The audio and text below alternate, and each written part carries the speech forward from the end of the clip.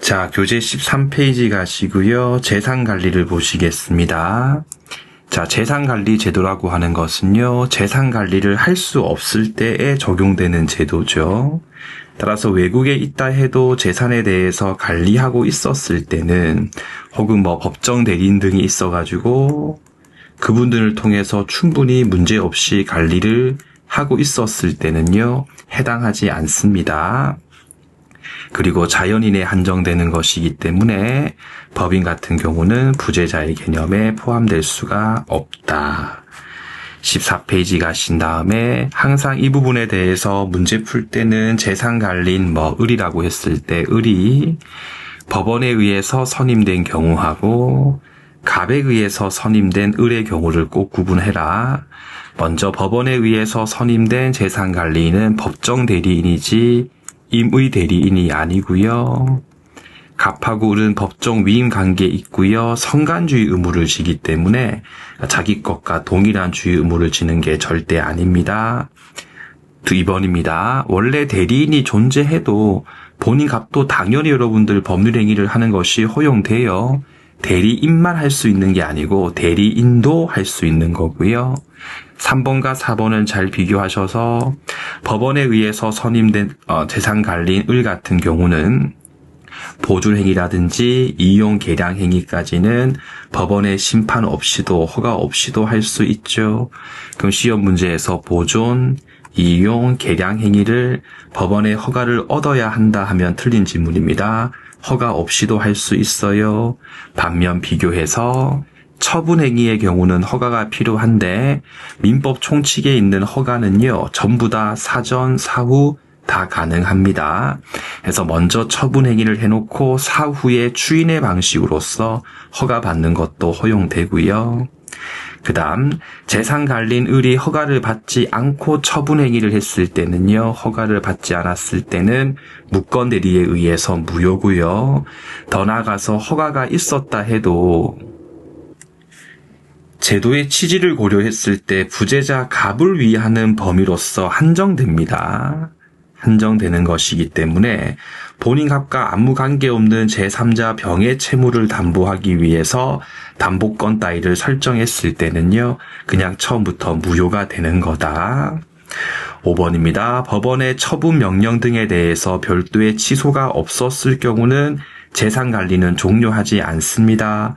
그러므로 부재자 갑의 사망이 확인됐다 해도 그것만 가지고 당연히 그 관리인의 권한 같은 경우가 없어지는 것은 절대 아닙니다.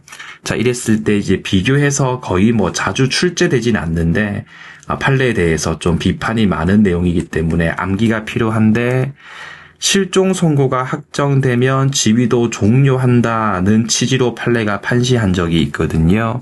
제가 항상 강의할 때 그래서 시험 문제를 풀 때 사망이 나왔을 때는 재산관리인의 지위가 당연 종료가 아니고, 만약에 실종 선고가 주어졌을 때는 당연 종료가 이루어진다고 암기를 해야 될 문제이지, 이건 절대 이해할 수 있는 문제가 아니다, 이상한 판례다, 항상 그렇게 설명을 드리는 부분이었고요. 6번 보시면 재산관리인 을이 허가를 받아가지고 매도했습니다. 그 뒤에 그 허가가 취소가 돼도 허가 취소의 경우에는 계약에 대해서 취소한 것과 달리 원칙적으로 장래효이거든요. 따라서 그 이전에 이미 허가받고 이루어진 유효한 매매 계약은 계속해서 유효한 거지 다시 무효로 바뀌는 게 절대 아니다까지 확인해 주시면 됩니다. 그 다음 부재자 갑에 의해서 선임됐던 재산관리인 을 같은 경우는 임의 대리인입니다. 절대 법대가 아님을 주의하시고요. 그 다음 중요한 게 제가 이제 나온다 그랬고 나왔죠, 작년 시험에서. 갑이 을에게 처분권까지 수여했을 경우에 을은 처분행위 할 때 별도의 허가 받을 필요 없습니다. 방금 우리가 봤던 법원에 의해서 선임된 재산관리인의 경우하고 혼동하시면 안 돼요. 그래서 위에 보면 이 내용이었죠. 법원에 의해서 선임된 재산관리인은 처분행위 할 때 허가 필요하지만 말고 이미 대리인 을 같은 경우는 갑이 을한테 너 처분행위도 해라라고 처분건에 대해서 수여했을 때는 별도의 허가 받을 필요 없이 바로 할 수 있다까지 기억해 주시면 돼요. 그런데 예외를 보시면요. 갑이 을을 선임했는데 갑의 생사가 분명하지 않게 됐을 때는 더 이상 갑이 을을 감독할 수가 없기 때문에 을이 막 함부로 행위를 할 수가 있잖아요. 이랬을 때 법원은 청구에 근거해가지고 개임 바꿔치기 할 수 있고요. 이렇게 개임이 됐을 때는 처음부터 법원에 의해서 선임된 재산관리인과 똑같이 되기 때문에 법원 선임된 것과 동일하다. 그러면 똑같이 이제부터는 보존행위, 이용행위, 개량행위는 그냥 할 수 있고 허가 없이 할 수 있고 처분행위의 경우는 허가를 받아서 한다. 이렇게 처리하시면 돼요. 실종 선고 1항은 보통 실종이죠. 5년입니다. 2항은 특별 실종은 1년이에요. 두 번째, 법원은 강개인 또는 검사 청구에 의해서 실종 선고를 하는 거지 절대 법원이 직권에 의해서 하는 거 아니고요. 그 다음에 특별 실종엔 전쟁터, 침묵한 선박, 항공기 같은 것들이죠. 그래서 기타 사망이 될 수 있는 높은 원인이 될 수 있는 위난 등을 당했을 때는 그러한 것들이 종료했을 때부터 1년간 소식이 없었을 경우도 특별 실종을 청구하고 선고할 수 있다까지 해놓고 15페이지입니다. 이미 등록부상 사망한 것으로 적혀 있으면 별도의 다른 증명이 없으면 사망한 자이지 생사불명 상태가 아니죠. 생사불명 상태가 아니잖아요. 그러니까 실종 선고를 할 수 없고요. 따라서 갑이라고 하는 자에게 1차 실종 선고가 있고 그 다음에 2차 선고가 있었을 때는 2차가 무효거든요. 그럼 1차 선고에 의해서 상속관계 결정이 이루어집니다. 그래서 첫 번째 실종 선고를 놓고 상속관계 판단이 이루어진다. 2번입니다. 이해관계인은 실종 선고에 의해서 직접적으로 이득을 받는 자이거든요. 그러니까 1순위 선순위가 있으면 2순위 후순위는 청구할 수가 없다. 3번입니다. 장비 착용하고 해산물 사건 있죠. 바다에 간 사건. 이때 우리 판례는 요 정도만 가지고는 고도의 사망의 위험성까지는 인정되지 않기 때문에 보통으로서 5년이 필요하다라고 봤거든요. 이런 사안을 주면서 특별 실종에 해당한다라고 하면 틀린 지문 처리를 해주시면 되옵니다.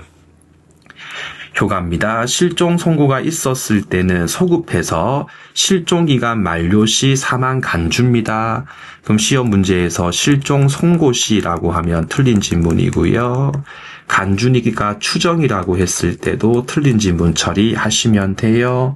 따라서 실종자의 실종기간 만료 시점이 피상속인 사망 이전이다 해가지고 이제 A가 아버님이시고 B가 이제 자식이었죠. 이때 B의 실종기간 만료시고 이때 아버님께서 사망하셨고 요때 이제 실종 선고가 있게 되면 이렇게 소급해가지고 이때부터 B가 사망한 것으로 보거든요. 그러면 A 아버님께서 사망했을 때 B도 이미 사망한 상태이기 때문에 B에게 상속인의 지위가 인정될 수 없다 해서 B는 상속인이 될 수 없다까지 기억하시고요. 니은번입니다. 간주 실종 선고기 때문에 실종 선고의 효력을 뒤집으려면 반드시 취소 절차, 민법 제29조에 있죠. 그 절차를 거쳐야 됩니다. 그러므로 그런 절차를 거치지 않았다면 단순 반증만 통해서 번복할 수는 없다. 효력 범위입니다. 실종 선고가 있었다고 해서 실종자 갑의 능력을 진짜로 박탈시키는 것은 아니에요. 그냥 종래 주소지에 남겨뒀던 재산상, 신분상 법률 관계에 한해서만 사망한 것으로 처리할 뿐입니다. 그러므로 신주소에서 했던 새로운 행위는 유효하게 할 수 있기 때문에 효력이 안 미치고요. 그리고 민법적 관계에만 영향을 미치는 것이기 때문에 공법 관계는 아무 관계 없습니다. 그럼 실종 선고 통고 있었던 갑이 을을 폭행 등을 했을 때는 당연히 형사처벌 받는 겁니다. 밑에 있는 판례입니다. 자, 재산관리인이 건한 초과 행위에 대해서 허가를 받고 결정 취존의 행위를 했습니다. 그럼 그 뒤에 실종 선고가 있었다 해도 실종기간 만료 뒤라 해도 이미 허가받고 이루어진 행위는 계속해서 유효한 겁니다. 두 번째입니다. 실종자에 대해서 판결이 있었을 때도 다 이제 필요 없고 당연한 것이 아니다.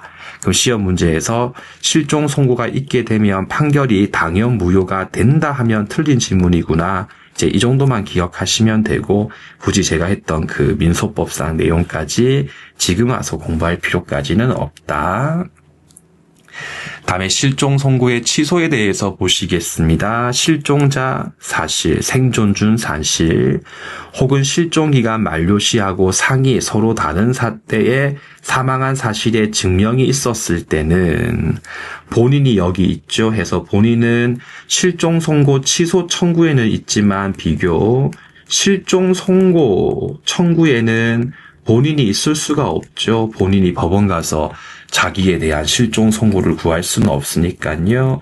그래서 본인 이해관계인 검사 청구 역시 직권 아니고 실종 선고에 대해서 취소해라. 그런데 실종 선고 후 취소 전입니다.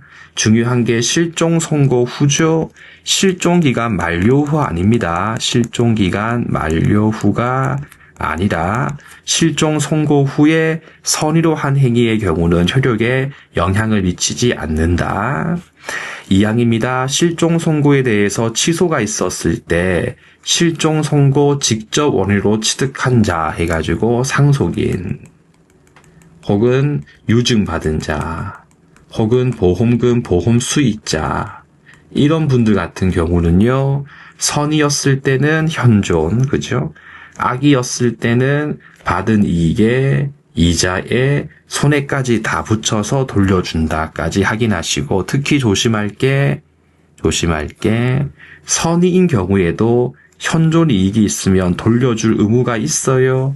그럼 시험 문제에서 선의인 경우에는 반환해야 될 의무가 없고라고 하면 틀린 지문입니다. 없고가 아니고 현존 이익이 있으면 돌려줄 의무를 지는 겁니다.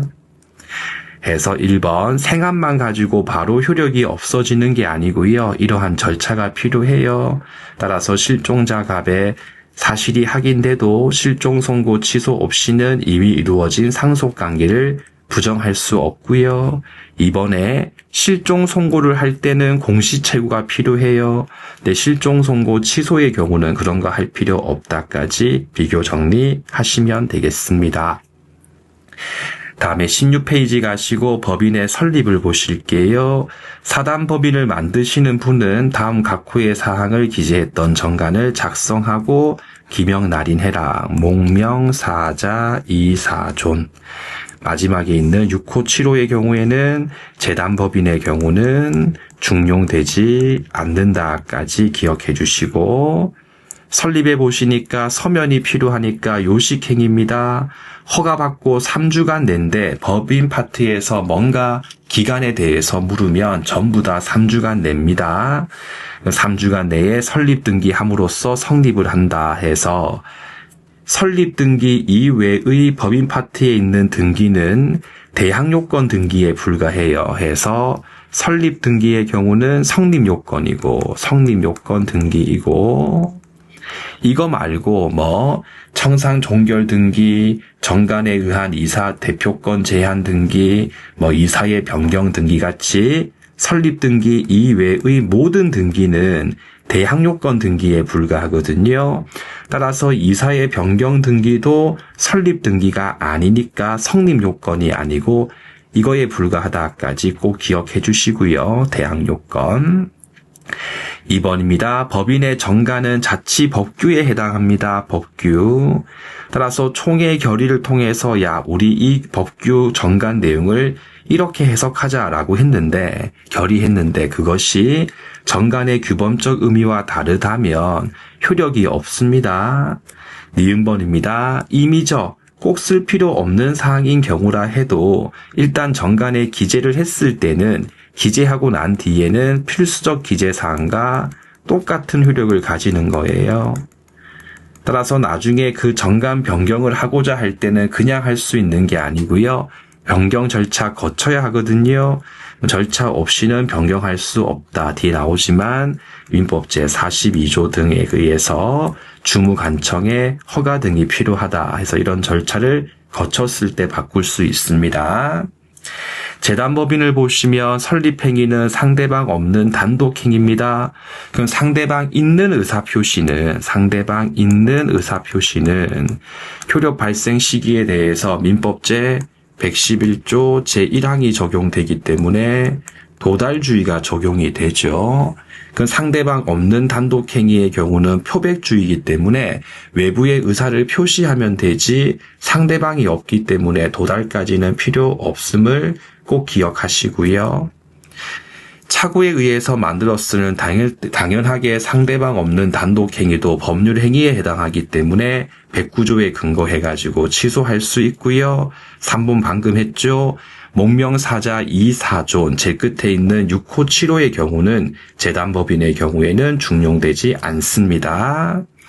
4번입니다. 추른재산의 기속 시기의 경우에도 대내관계에서는 설립 등기했을 때 법인에게 기속이 이루어지지만 법인과 제3자가 만났을 때에는 소위 등도 필요하다라고 해서 판례 입장을 이른바 대내외 구별설 또는 상대적 권리 이전설이라고 부른다까지 기억해 주시고요.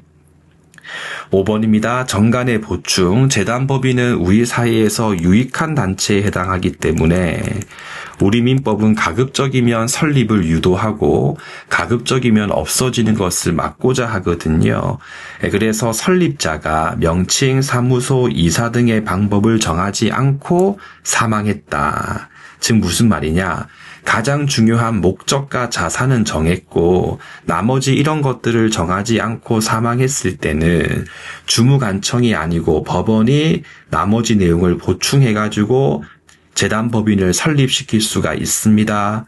이는 곧 갑 같은 경우가 가장 중요한 목적과 자산을 정하지 않고 사망했을 때는요. 정관 보충을 할 수 없다까지 확인하시면 됩니다. 다음에 17페이지 가시면 법인의 책임도 항상 재강조하지만 문제에서 상대방이 법인에게 계약상 책임을 물을 수 있니? 아니면 35조에 근거해가지고 불책을 물을 수 있니? 불책, 불법행위에 근거한 배상 청구권 두 개를 구분해서 어떤 거를 묻는지를 먼저 파악하고 문제를 푸셔야지 문제를 틀리지 않고 올바르게 풀 수가 있습니다. 자, 먼저 계약상 책임에 관한 부분인데요. A 법인이 있고 갑이 대표자이고 을이 상대방이라고 합시다. 적법한 갑을 통해서 맺은 계약의 효과 및 체불 책임은 법인에게 기속이 된다. 왜냐하면 갑이 현명 등을 하고 계약을 했을 때는 A하고 을 사이에서 계약관계의 성립이 이루어지거든요. 그럼 을의 입장에서 계약의 상대방은 A이지 갑이 아니에요.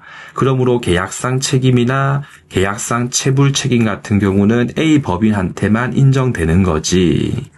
갑 대표이사가 계약상 책임을 지는 것이 절대 아닙니다. 그러므로 계약상 책임을 갑이 지는 것은 아니다. 어떤 책임을? 계약상 책임을 법인이 지는 것은 아니에요. 다만 대표기관 갑 같은 경우도 민법 제750에 근거해가지고 불법행위에 근거한 배상 책임을 질 수가 있기 때문에 항상 앞뒤를 비교해서 정리하시고요. 2번은 쉽죠. 직접, 간접 다 포함돼요. 그럼 간접적 행위의 경우는 포함되지 아니한다 하면 틀린 질문입니다. 3번은 억수로 중요하고 많이 틀리셔요. 대표권 제한, 정관의 기재는 대표권 제한의 효력 요건의 문제이고 등기는 제3자에 대한 대항 요건에 해당합니다. 그러므로 시험 문제에서 등기하지 않았을 때 대표권 제한의 효력이 발생하지 아니한다 하면 틀립니다. 정관에 기재했으면 효력은 발생하는 거고 등기는 제3자에 대한 대항 요건에 불과해요. 그래서 등기를 하지 않았을 때는 이른바 무제한설이었죠. 무제한설 해서 법인은 제3자의 선의 악의를 불문하고 대항할 수 없다까지 확인하시고요. 4번은 쉽죠. 대표권 남용 원칙적으로 유효해요. 다만 상대방이 알았거나 알 수 있었을 때 무효다까지 확인하시고 35조 법인 기타 대표자가 직무에 관하여 외형 이론이죠. 외형상 봤을 때 직무행위에 관하여 타인에게 손해를 가했을 때에는 배상 책임을 지고 이렇게 A 법인이 배상 책임을 졌을 때 대표자 갑도 함께 책임을 지는 겁니다.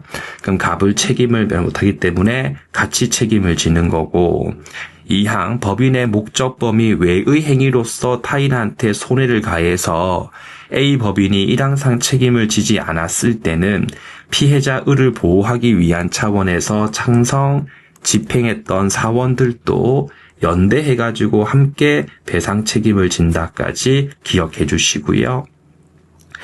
요건입니다. 사고 쳤던 사람이 대표기관이면 35조, 비대표기관이면 756까지는 기본이지요. 그래서 관련 판례 보시면 대표권 없는 이사는 대표기관이 아니기 때문에 35조 안 돼. 2번입니다.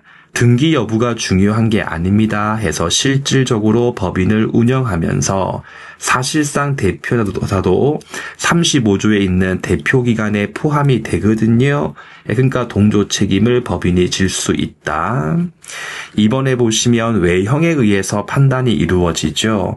그래서 외형상 봤을 때 직무행위로 인정될 수 있으면 설사 갑의 개인의 사리도모, 강행법규에 위배됐다 해도 관계없이 외형상 직무행위로서 인정되면 그걸로 충분합니다. 다만 실제로 외형상 봤을 때는 직무행위지만 실제로 직무행위가 아님에 대해서 상대방 피해자가 알았거나 중과실로서 몰랐을 때는 상대방을 보호할 필요성이 없기 때문에 법인에게 책임을 물을 수가 없어요. 그러니까 중요한 게 중과실이죠. 따라서 중과실이 아니고 if 상대방이 단순 경과실에 불과했을 때는 피해자가 을이라고 하면 A 법인을 상대해가지고 민법 제35조에 근거한 배상 책임을 물을 수 있다까지 기억하시면 됩니다. 3번입니다. 기본 요건이죠. 대표기관 갑의 행위가 요건을 충족해야 된다. 이거는 그냥 한번 읽으시면 되고 효과 부분 가시면요. 했지만 법인의 책임이 인정돼도 대표기관이 함께 책임을 지는 거지 대표기관 책임 이런 거 아니다. 그래서 함께 책임을 부담하는 거고요. 법인이 피해자에게 손해배상금을 지급했을 때는요. 대표기관한테 당연히 구상권 행사할 수 있고요. 2번입니다. 법인의 35조 책임이 대표자의 고의적 불법 행위에 의한 경우라도 피해자 을에게도 가실이 있었을 때는 참작해라 이른바 가실상계가 적용이 된다. 따라서 피해자에게 가령 20% 정도의 부주의가 있었을 때는 이걸 참작해가지고 깎아줘라. 3번입니다. 민법 제35조는요.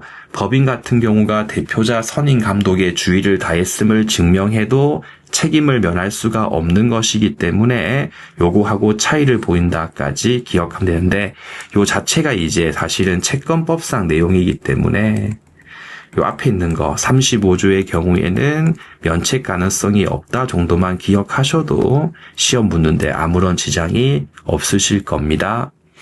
35조는 종중 등의 경우도 다 적용이 됩니다. 해서 이것도 뒤에 나오지만 민법 제60조를 제외하고 나머지 규정은 모두 다 비법인의 경우도 유추가 되기 때문에 민법 제35조는 여기 있는 이 나머지에 포함이 되니까 적용되고 적용된다 정도 확인하시면 되겠습니다.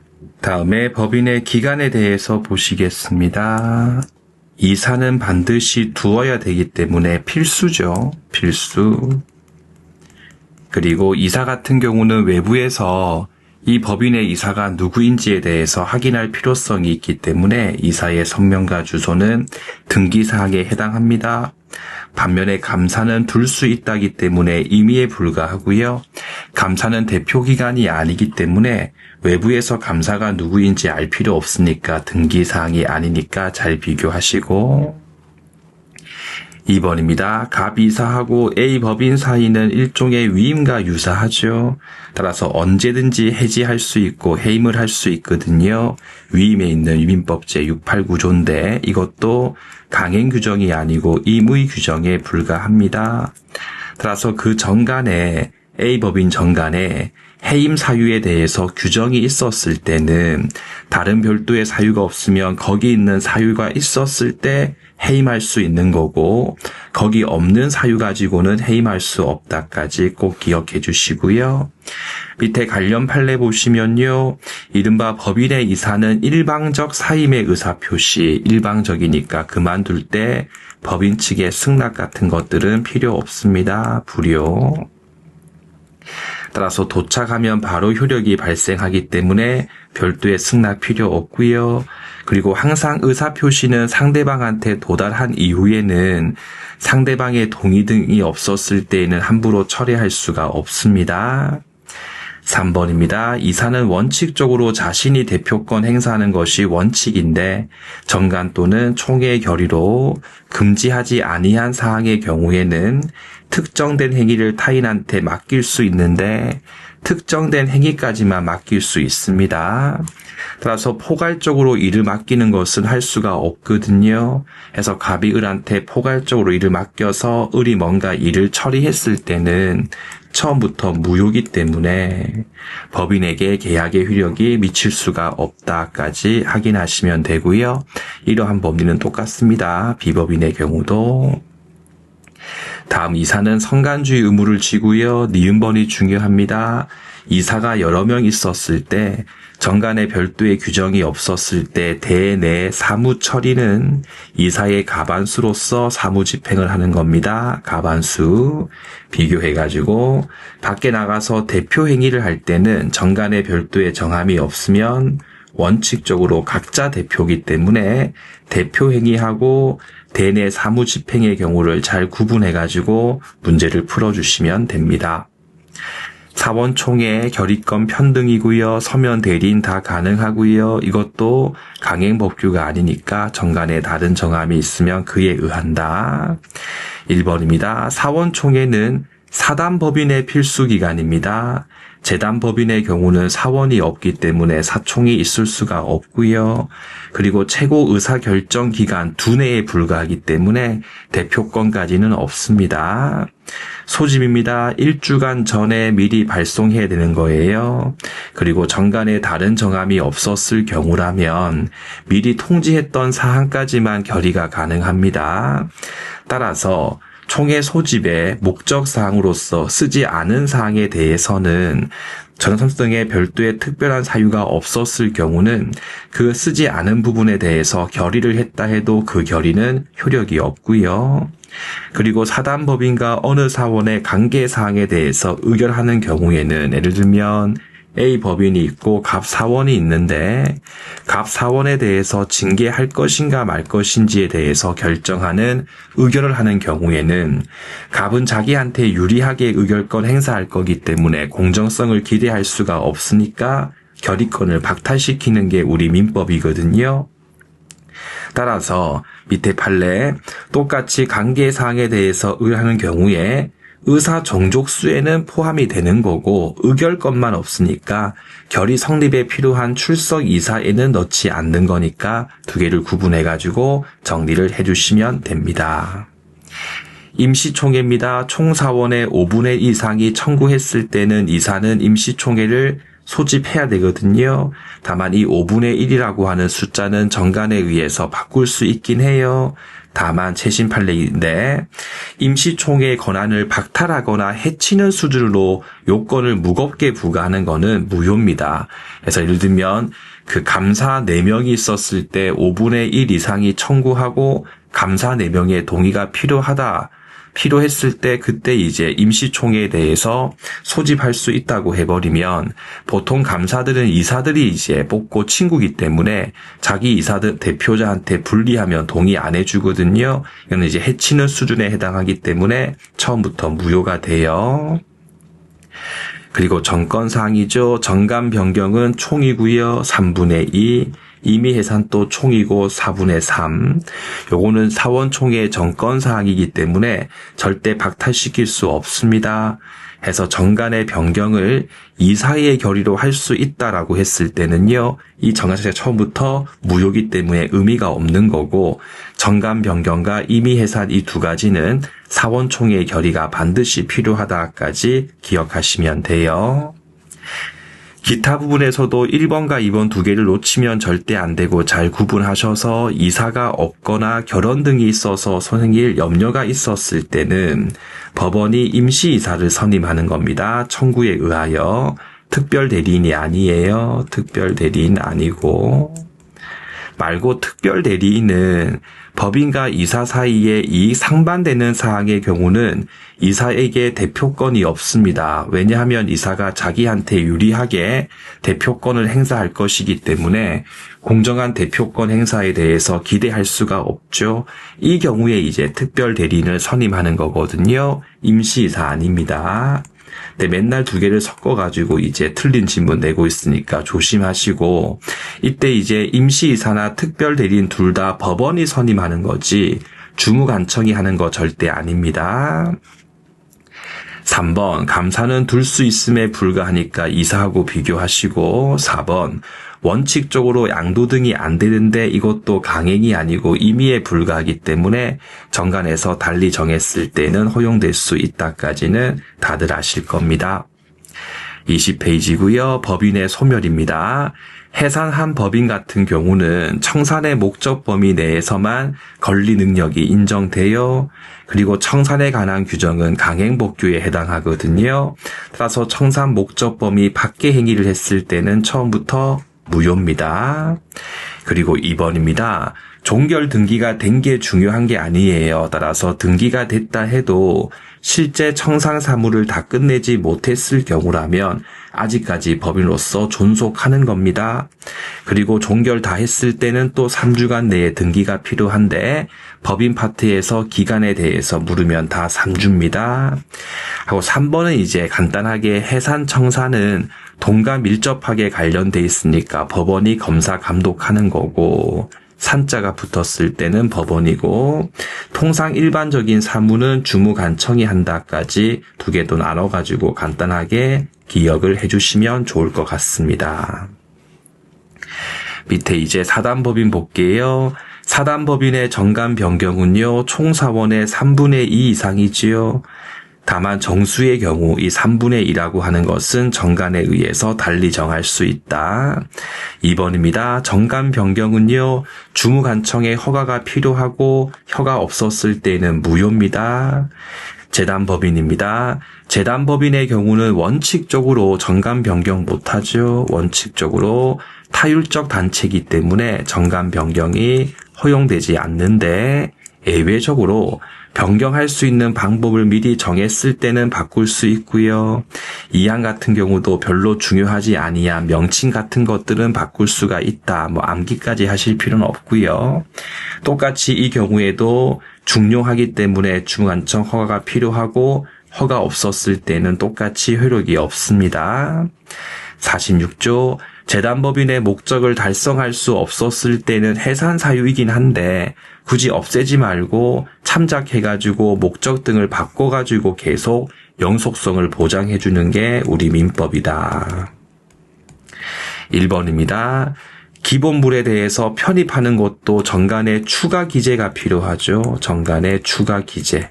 그럼 정관의 변경을 유례하는 것이기 때문에 간청 허가가 필요하고요.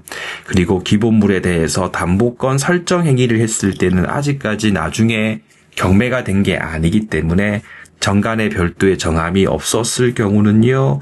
허가 받을 필요 없다까지 확인해 주시면 됩니다. 21페이지입니다. 해당하는지 여부 한번 이거는 그냥 보시면 되고요. 능력이 다 인정되죠. 원피고 능력도 인정되고 등기 능력도 인정되기 때문에 종중 같은 경우도 고유 번호 받아가지고 종중 명의로 X토지에 대해서 이전 등기할 수 있으니까 인정된다, 인정된다까지만 기억하셔도 문제 풀 때 하등 지장 없고요.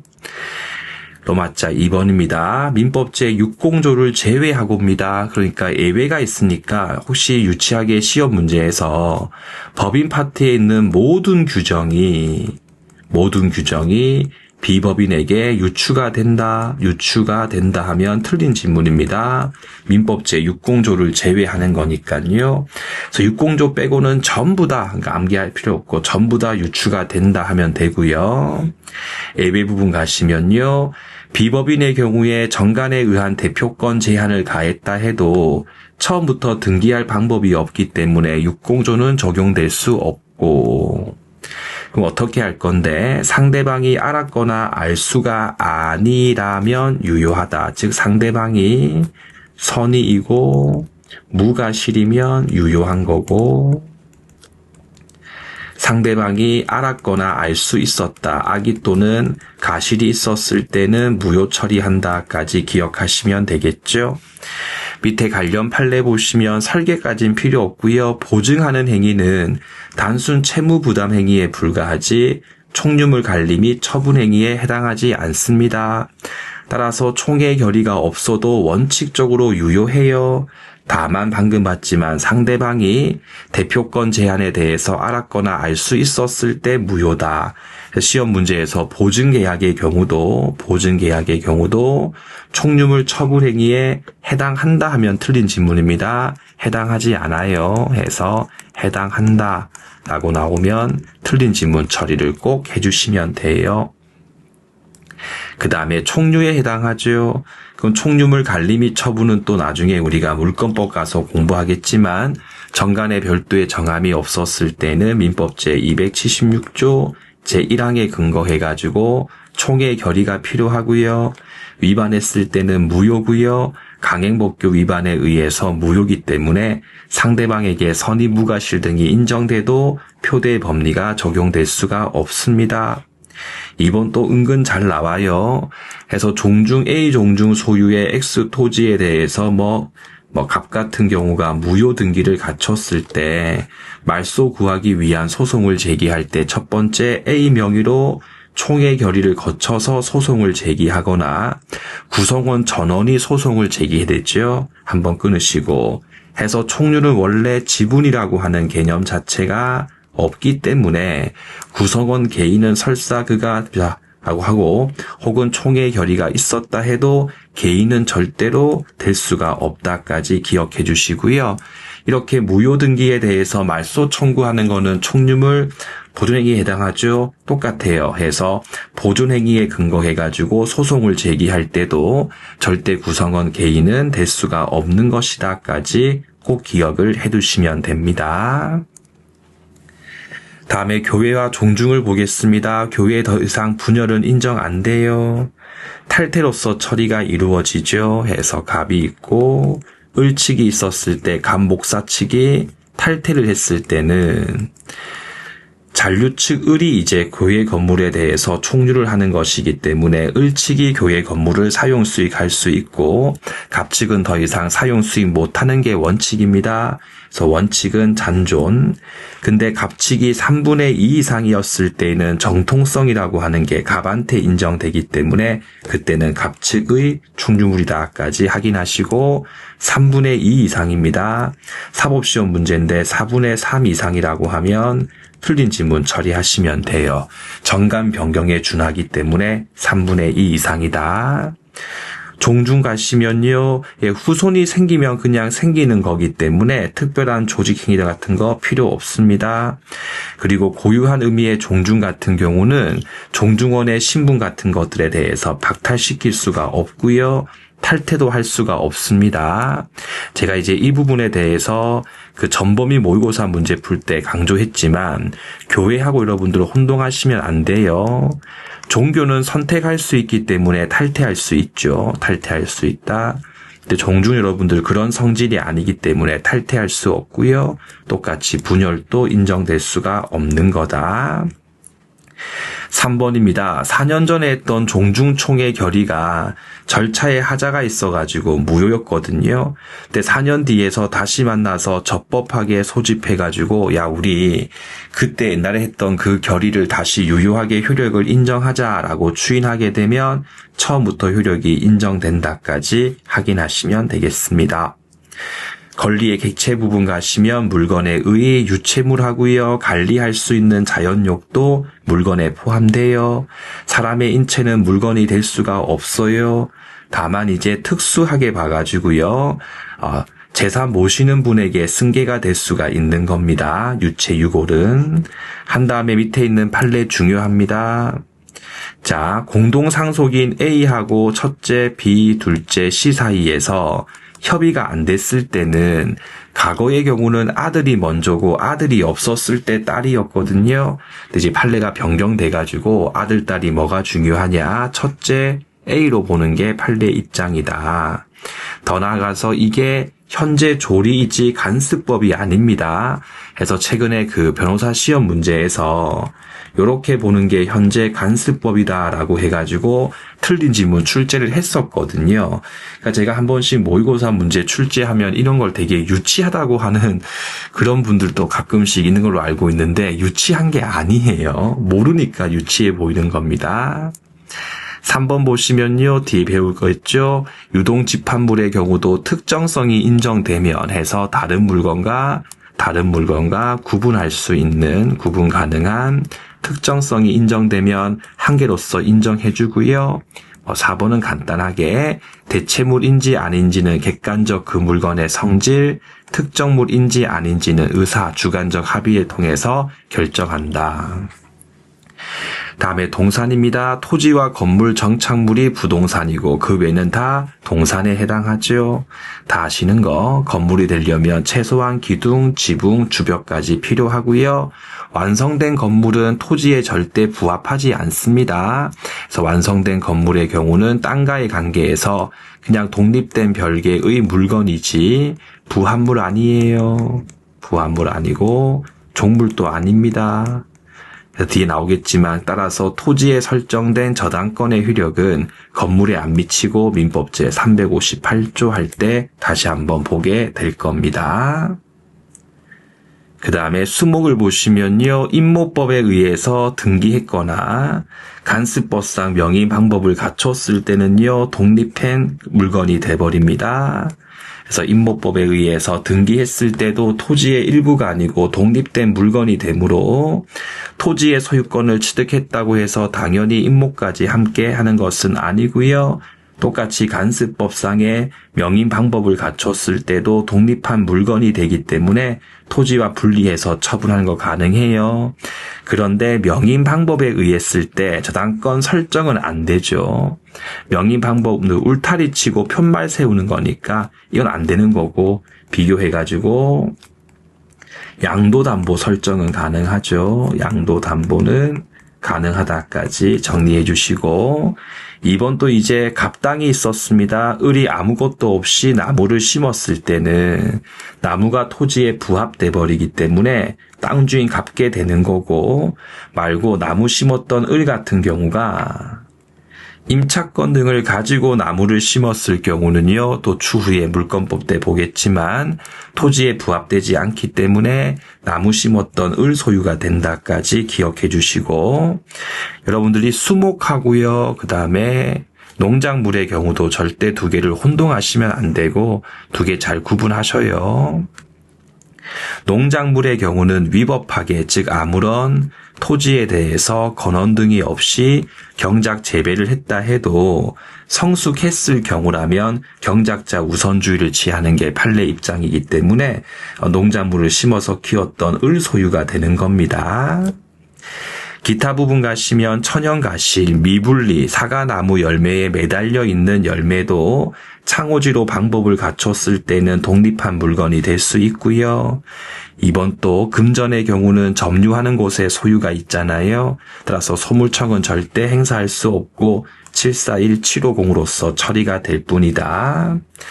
주물과 종물 가시면요. X 물건의 소유자 갑이 그 X 물건의 계속적 이용에 보탬이 되기 위하여 중요한 거 자기 소유의 다른 Y 물건을 근처에 뒀을 때 종물이 되는 거거든요. 그러므로 타인 소유의 물건, 같은 갑이 아니고 을 소유의 물건은 종물이 될 수 없고요. 2항 별도의 합의가 없으면 종물은 같이 팔리는데 이것도 강행 규정이 아니고 임의 규정에 불과하기 때문에 별도의 합의가 있었을 때는 분리해서 처분하는 것도 가능해요. 따라서 계속적인 도움이 필요하기 때문에 일시적이거나 혹은 주물이 아니라 인간 상용에 됐을 때는 종물이 아니고요. 타인 소유 물건도 종물이 될 수 없고요. 종물은 독립된 물건이 필요해요. 따라서 어떤 물건이 주물의 구성 부분이면 종물 아닙니다. 4번은 됐고요. 밑에 있는 관련 판례는 한번 읽어보시고 3번 주유기는 종물이고 기름 탱크는 부합물이다 정도까지는 좀 익혀주시면 좋습니다. 효가 부분 가시면요. 100조 제2항 다만 이것도 임의에 불과하니까 특약을 통해서 분리 처분 가능하고요. 358조 주물에 설정된 저당권의 효력은 설정 전후를 불문하고 효력이 미치고요. 이러한 법리는 주된 권리, 종된 권리의 경우도 유추가 됩니다. 다만 Y라고 하는 권리가 종된 권리가 되려면 똑같이 주된 권리에 효용에 공한다. 이바지가 필요해요. 4번 또 중요한데 이제 최근에 변리사 시험 문제 기출 지문이거든요. 자, X라고 하는 주물이 있고 Y라고 하는 종물이 있었을 때 을이 요 X만 점유를 하고 Y는 점유를 안 했습니다. 그러면 X까지만 취득시효를 완성시키는 거고요.